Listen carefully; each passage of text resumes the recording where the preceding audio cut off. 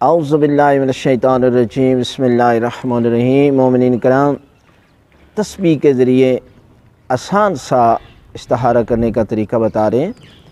طریقہ یہ ہے کہ استخارہ سے پہلے آپ نے باوضو ہو جانا ہے، وضو کرنا ہے، 2 رکعت نماز پڑھ لیں۔ اس لیے کہ یہ آپ پروردگار سے مشورہ لینا چاہتے ہیں تو اس میں باوضو ہونا ضروری ہے، نماز پڑھنا ضروری ہے، اور اس کے بعد آپ 3 دفعہ درود کی تلاوت کر لیں۔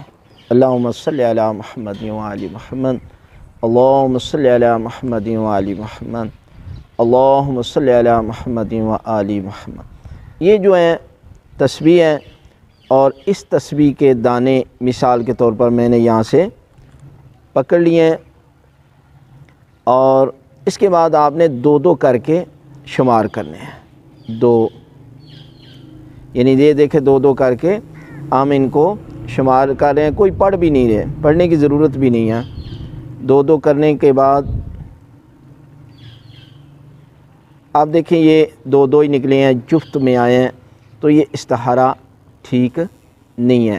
اگر یہ دانہ آخر میں 1 بچتا، طاق میں آتا، تو استخارہ ٹھیک تھا۔ یہ بھی ایک آسان سا طریقہ ہے تسبیح کے ذریعے استخارہ کرنے کا، یہ جو آپ کو بتایا کہ آپ اس طریقے کے ساتھ بھی استخارہ کر سکتے ہیں۔